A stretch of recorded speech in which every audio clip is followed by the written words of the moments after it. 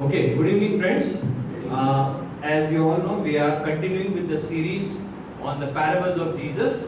Last week, we discussed some basic rules about how to interpret the parables, and today we begin by our actual analysis of the parable. Okay, and we start with the parable of the Good Samaritan, which you will find in Luke chapter 10, verse 25 to 37. Luke chapter 10, verse 25 to 37. Now, I am not going to read the passage at one time, but as we study the structure of the entire passage, we will be going through verse one by one. Okay, before we begin, let us look to God in prayer. Good Lord, we thank you for this yet another day that we could come together and study from your holy word. As we learn this parable, we pray, O Lord, that you be with us, anoint us with your wisdom and understanding, and Lord, as we move on from here, bless us so that we may be able to show compassion as this parable tells us to show to our neighbor. In Jesus' name we pray. Amen. It is possible that I may not finish the whole parable today. We will continue the parable in the upcoming days. Now, the parable of Good Samaritan. If you read these verses, the parable actually begins from verse 30. 30 to 35 is actually the parable. Jesus replied, a man was going down from Jerusalem to Jericho. But our dialogue begins from verse 25. Now, if you remember last week what we did, of the 5 rules that we saw, one of the rule was corresponding dialogue. Meaning, we cannot detach or separate the parable from the dialogue which is ensuing or giving rise to the parable. So, before we even understand the parable, we need to understand in which context or the dialogue which is preceding the parable. Now, this whole parable or the dialogue, this conversation is structured beautifully. Please pay your attention here as we read one by one the verses. Verse 25. And behold, a lawyer stood up to put him to test, saying, Teacher, what shall I do to inherit eternal life? Verse 25, do you see in the brackets? Lawyer question. In verse 25, the lawyer is questioning to Jesus, what shall I do to inherit eternal life? Verse 26, he said to him, that is Jesus said to the lawyer, what is written in the law? How do you read it? Jesus is not answering his question, rather he is counter questioning him. What do you read in the law? Jesus question. Lawyer question, Jesus question. Verse 27. And he answered, that is the lawyer answered, you shall love the Lord your God with all your heart, with all your soul, with all your strength, with all your mind, and your neighbor as yourself. So the lawyer is replying to the question posed by Jesus in verse 26. In verse 26, Jesus asking a question to the lawyer, to which the lawyer is replying in verse 27 that this is how I understand the law. Verse 28, and he said to him, that is Jesus said to the lawyer, you have answered correctly, do this and you will live. Do this and you will live. So you see the structure, lawyer question, Jesus question, lawyer answer, Jesus answer. 25, 26, 27, 28. Lawyer question, Jesus question, lawyer answer, Jesus answer. Now, verse 29. But in order to justify himself, he said to Jesus, but who is my neighbor? Again, lawyer question. Then, in order to answer this question, Jesus is telling this whole parable. Verse 30 to 35, if you read here, 30 to 35 is actually the parable of the Good Samaritan, which we will see later. Verse 36, Jesus question. Okay, he's saying in verse 36, Jesus, which of these 3, in light of the parable, which of these 3 do you think proved to be a neighbor to the man who fell among the robbers? Jesus question. In verse 29, lawyer question. In between the parable, verse 36, Jesus question. Which of these 3 do you think proved to be a neighbor? Verse 37, the lawyer is saying, 37a to be precise, he said, the one who showed him mercy. This is lawyer's answer. Verse 37b, and Jesus said to him, you go and do likewise. You see, there are two layers. Lawyer question, Jesus question. Lawyer answer, Jesus answer. That is verse 25 to 28. The second layer is 29 to 37. If we exclude the parable, if we remove 30 to 35 the parable, it again becomes lawyer question, Jesus question, lawyer answer, Jesus answer. This is how the dialogue is structured. And in between this dialogue, there is an insertion of this beautiful parable of the Good Samaritan. Now, before we go into the parable, let us discuss what is bringing this conversation. Coming back to verse 25, let us understand the context. A lawyer stood up to put him to test.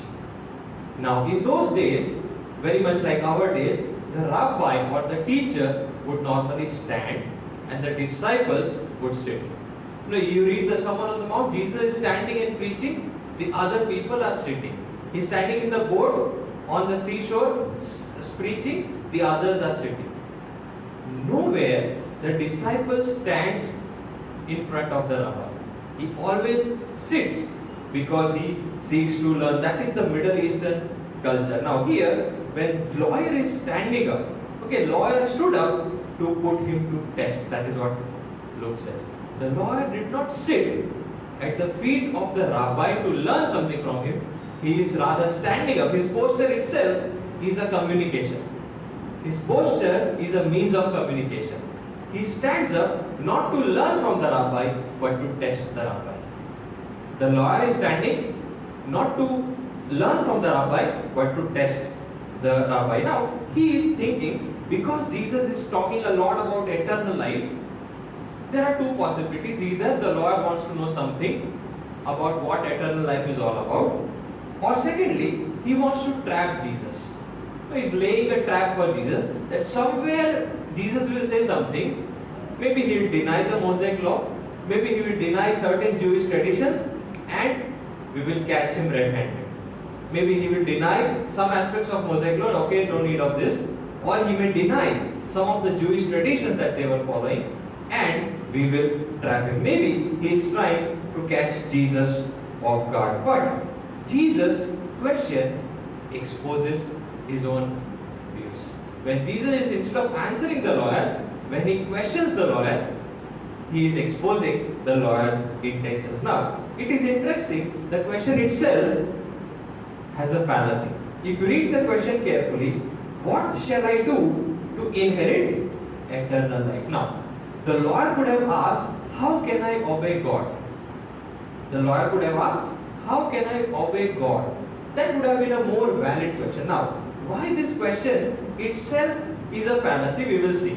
Read that question again. What shall I do to inherit eternal life? What do we understand by the word inherit?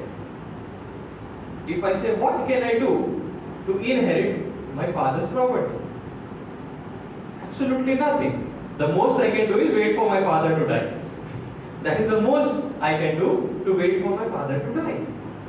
Inherit, the word inherit itself shows that it is given freely by the other party. One can do nothing, absolutely nothing, to inherit neither property nor eternal life. So you see, his question itself is a fallacy. What must I do to inherit eternal life? Now Jesus is asking him a counter question. In verse 26, Jesus is asking him, what is written in the law? Jesus is not just saying, quote the law. What is written in the law? Question mark. How do you read it? Meaning, you already might know what is written in the law because you are a lawyer.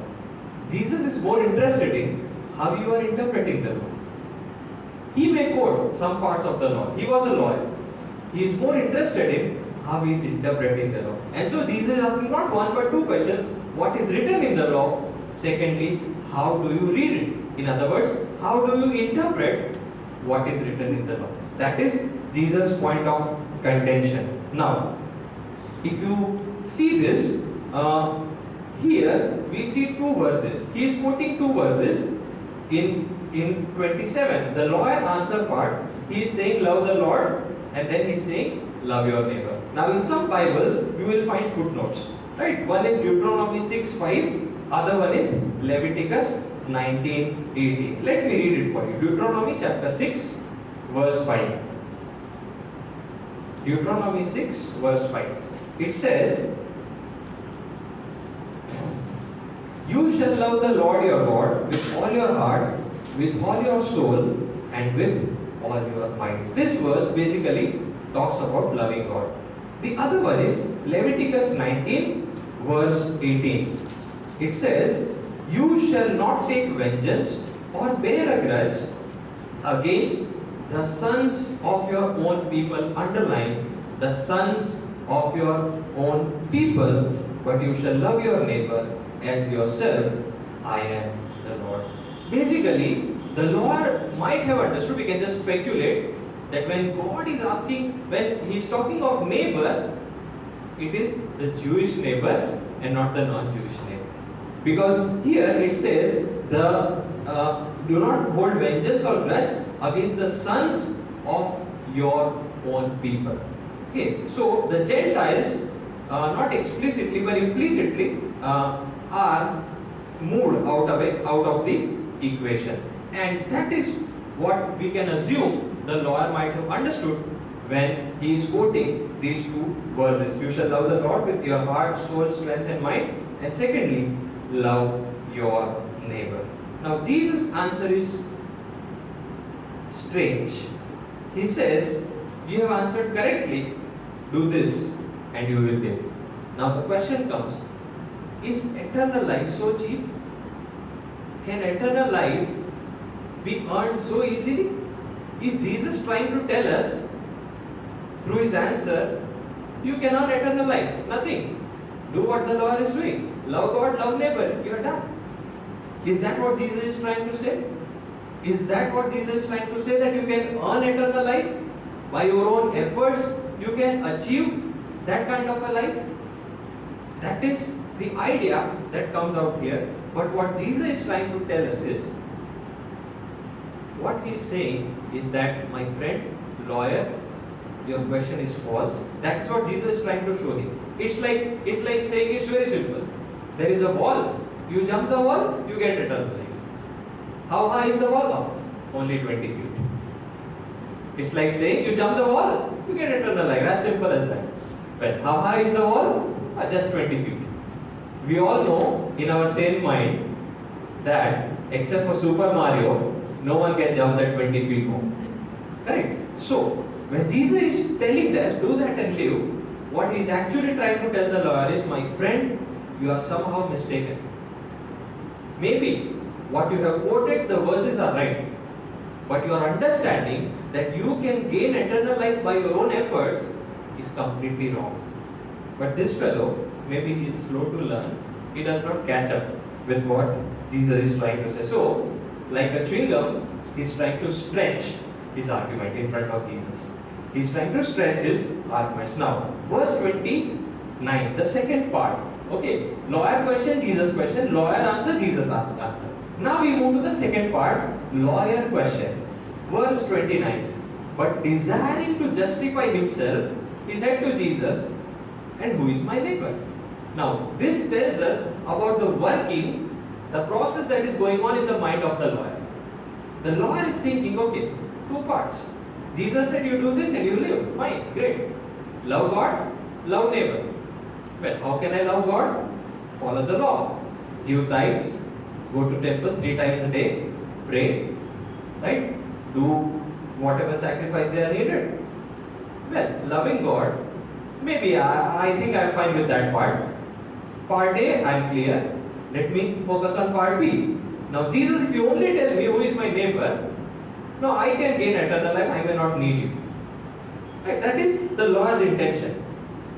First part, I think I'm mostly okay with it. Loving God, great. Follow the law. Pay tithes, do fasting, do prayer. Well, I'm loving God. Now if you could just tell me which neighbor I am supposed to love, my query might be solved. If you could just tell me which neighbor to love, my query might be solved.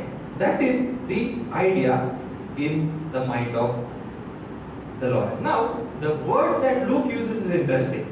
But desiring to justify himself. Now, understand, this lawyer is trying to justify himself before the Son of God. That is important for us to know. He is trying to justify himself before the Son of God. Now, what is justify? Justify simply means one whom God accepts. One who can stand before God because he or she has been accepted by God. That is justify. Justify simply means one whom God accepts.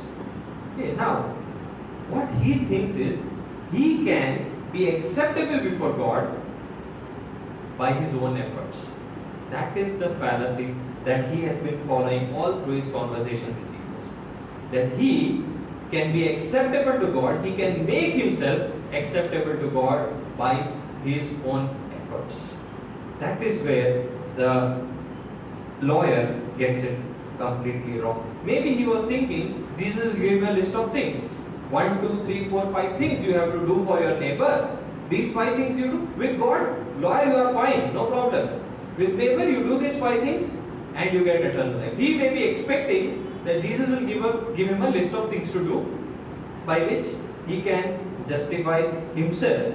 But then, again, coming back to the interpretation of the law, turn back to Leviticus chapter 19.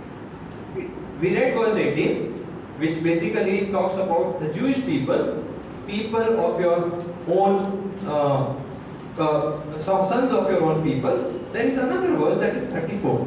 Leviticus 19:34.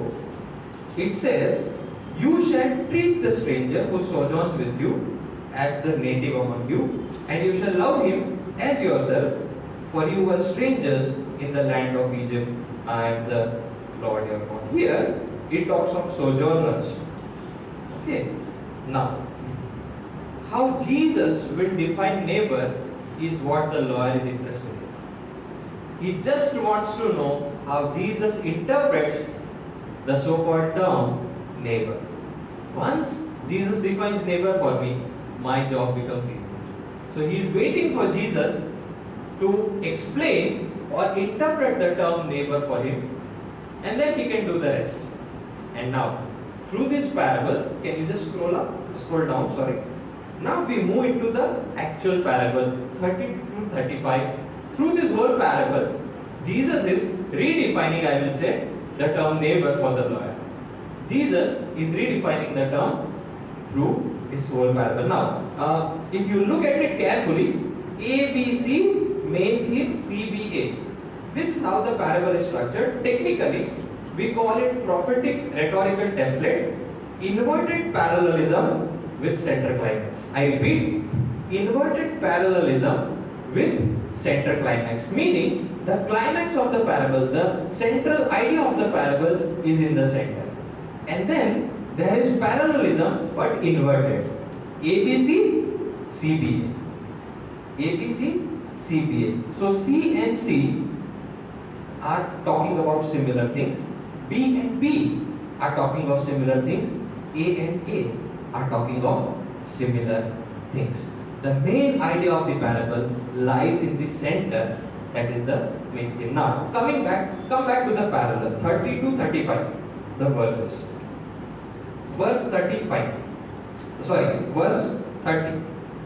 Jesus replied, "A man was going down from Jerusalem to Jericho, and he fell among robbers who stripped him and beat him and departed, leaving him half dead." So, there is a group of robbers come, steal and injure a traveler. There is a traveler who is moving from Jerusalem to Jericho. Some robbers come, they don't just steal from him, they injure him, leaving him half dead on the way. That is point A. Okay, why I want you to remember this, when we come to point A at the bottom, we will see the similarities between the two A's. Point B, verse 31. It reads, verse 31, "Now by chance a priest was going down that road, and when he saw him, he passed by on the other side." So there is a priest who comes, but he does nothing. He does nothing. He sees the person lying, he does nothing, he leaves. Verse 32. "So likewise, a Levite, when he came to the place, saw him, passed by, on the other side. The Levite also does nothing. Now, we have to understand, in those days, the temple had a three-tier structure. I mean, the people who worked in the temple, just like we have bishops and deacons and presbyters and all. So, the highest class was the priestly class. The elite class, the rich people. The priests were the highest of the religious order. They were materially rich. Okay, they were considered to be the elite class. After priest comes the Levite. Okay, that comes after the priest, both in terms of finance and in terms of authority. And the third category of people that served in the temple were the laymen. Okay, the priest, the Levite, and the laymen. That is how, that was the group of people who served in the temple. Now, the priest is assumed to be from a high class, an elite family, and so he is a rich person. Jerusalem to Jericho is almost 17 miles downhill. Jerusalem is at a height, Jericho is in the valley, so it's a 17 miles downhill road. The priest will not walk that way. Because he is rich, he may normally have some animal on which he would go riding, preferably a donkey or a colt. Right? He may have a riding animal and he may not walk. The Levite, on the other hand, we can assume that he was going by walk. The priest, of course, may have a donkey to travel that path. Come to ABC, robber, steal and injure. Priest does nothing, Levite does nothing. Verse 33, that is the central thing. But a Samaritan, as he journeyed, came to where he was, and when he saw him, he had compassion. The Samaritan shows compassion. The Samaritan shows compassion. Compassion towards the neighbor. Being a true neighbor. Through this parable, as I said, Jesus is trying to define the term neighbor for the lawyer. Okay, now the Samaritan shows compassion. Now again, we come to the lower part, the inverted parallelism, CBA. 34a. He went to him, that is the Samaritan went to the wounded person, bound up his wounds, pouring oil and wine. Bound up his wounds, pouring oil and wine. Olive oil and wine were considered to have healing properties. Of course, I will deal this in detail when we again go back to I am just dealing with the structure now. The Levite would normally carry all these things. Everyone, oil. Even if you study the parable of the 10 virgins, oil was a common commodity. So you could find in anyone's house, just like we have salt in our times. Oil was a common commodity found in everyone's house. Everyone used to carry. Now, the Levite does nothing. The Samaritan, on the other hand, treats the wounds. Right? So in the bracket you can see Levite failure. Where Levite failed to bind up his wounds, the Samaritan did.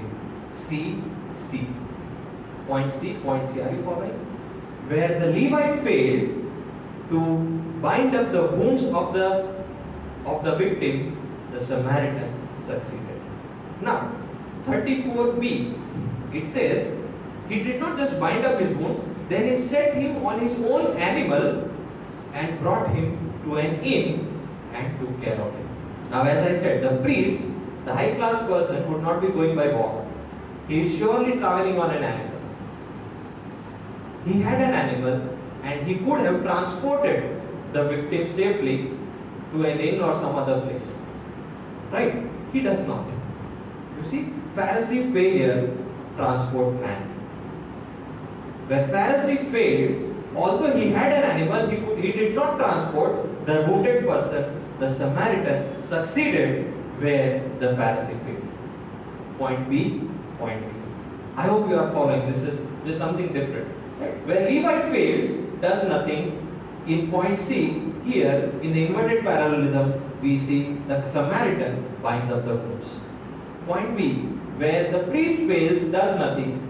34b, in point B, we see the Samaritan transporting the man to the inn. Point C, that is verse 35.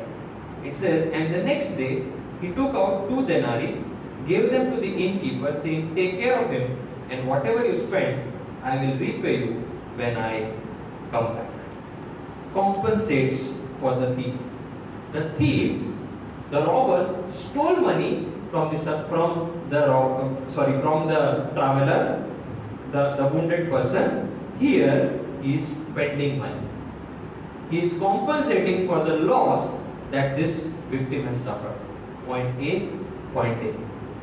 I hope you are catching, right? The robbers steal and injure. They injure him and take away his money. This fellow tries to heal him and restores. He pays to the innkeeper so that he may be healed and restored. Right? The Samaritan, of course, we will see this in the later part. The Samaritan is actually, through the Samaritan, Jesus is drawing a picture of himself.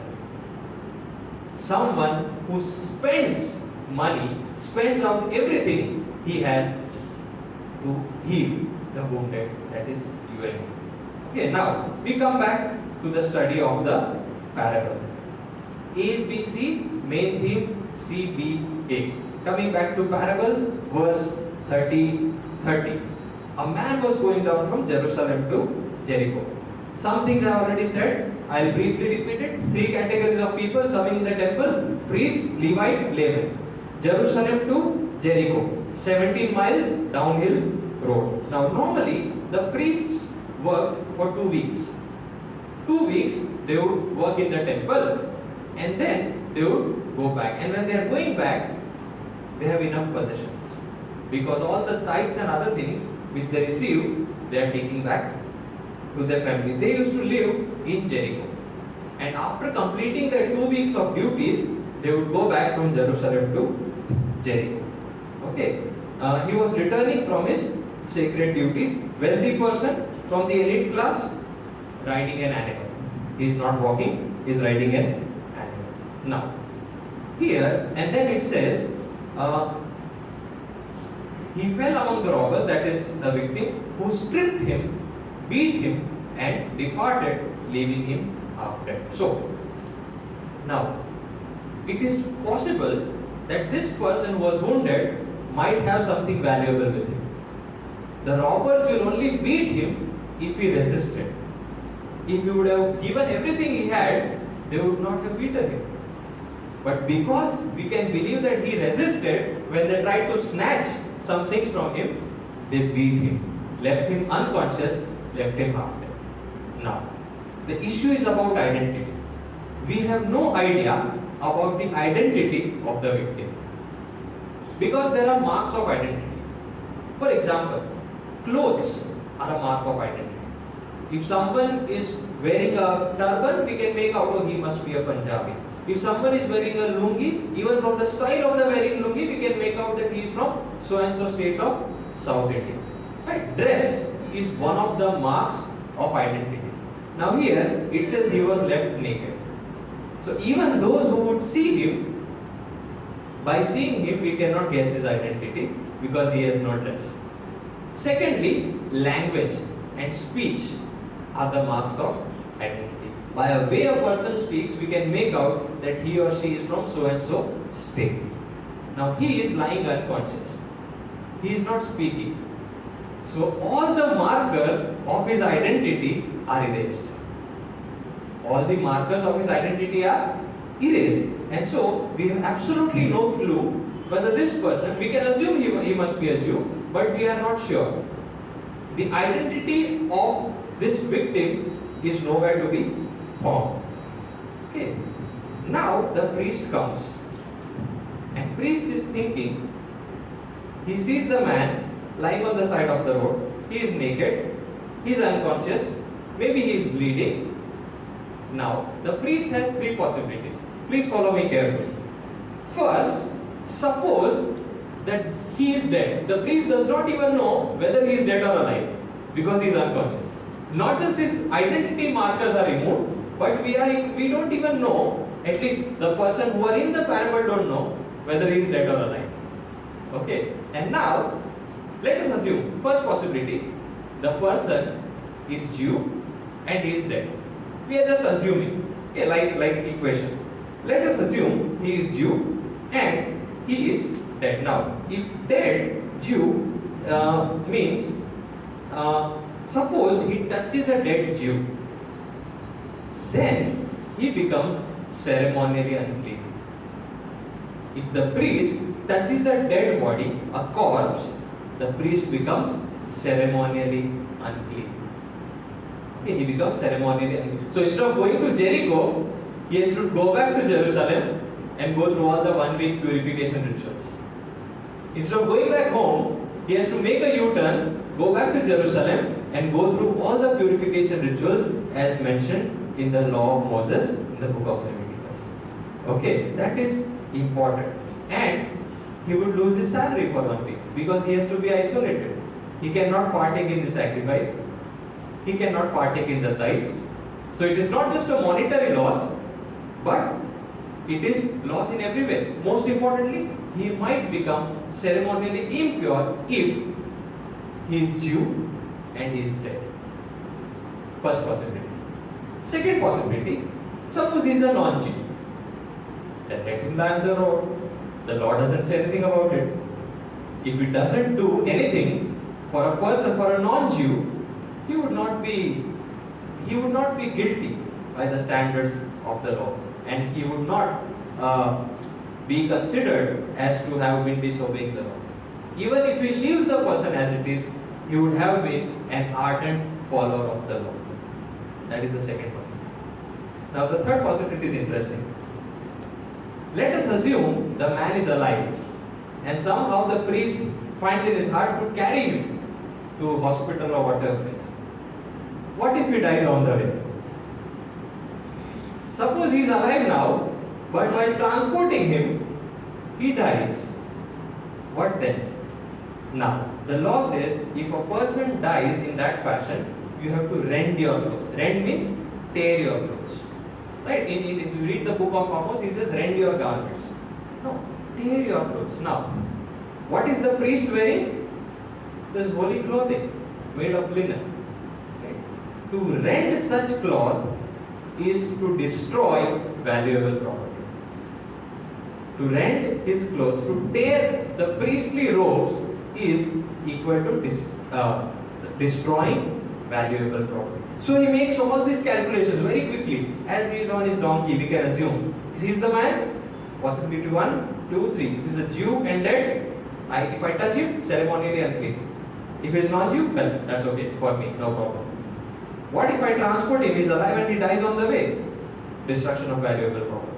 He makes quick calculations and says, fine, I better leave. So, for the priest, the conclusion of the priest exercises ceremonial purity for the priest is more important than showing compassion to the dying. I repeat, ceremonial purity was more important than showing compassion to the dying. The second important character is Levite. Verse 30, that is verse 32, yes, 32. So likewise, a Levite, when he came to the place, saw him, passed by on the other side. Now, Levite is subordinate to the priest, mind you. Levite in hierarchy comes after the priest, he is subordinate. And because they work in the same temple, he is aware, as he sees this, he knows that he is not the first one seeing him. The priest has already gone this way. The priest saw him and did nothing. I am an inferior fellow. My knowledge of the law is even lower than the knowledge of the law by the priest. If I don't do anything, it won't be a problem. Okay, so the Levite, he is an assistant to the priest. He knows that the priest has gone this way. He has preceded him on the road and he has left without doing anything, does nothing, as the structure says, without helping this victim. Now, can he claim that I have a higher understanding of the law and that is why I am helping him? If he helps him, he is actually claiming that my understanding or interpretation of the law is higher than the priest's interpretation of the law. Because he knows the law, he didn't help, I know the law, I help means my understanding of the law is higher than the priest. That is what he would claim if he helps the victim. Also, if according to the law, if priest did not intervene, who is the Levite? Right? In other terms, helping the victim would be equivalent to insulting the priest. I repeat, for the Levite, helping the victim would be equivalent to insulting the priest. Okay, if he did help with his higher understanding of the law, who am I? And if I help him, I will have to face the same priest again when I go back to the temple. How can I face him? Because I have challenged his authority. How can I face the priest once I have challenged his authority? With all these quick calculations, the Levite passes by, leaving the victim dead, half dead, unconscious, naked, bleeding. Now, then comes the third character here, verse 33, but a Samaritan. I will close here because that is the anticlimax. As I said, three important people serving in the temple: priest, Levite, layman. Now, the people, just put yourself in the shoes of the listeners of the parable. If we were Jesus' listeners, we would naturally anticipate, okay, priest is done, Levite is done, fine. So the next character is a layman, a Jewish layman. And that would have been acceptable because a Jewish person helping another person, everyone would have applauded if the third person wasn't Jewish. But this is where Jesus brings a twist.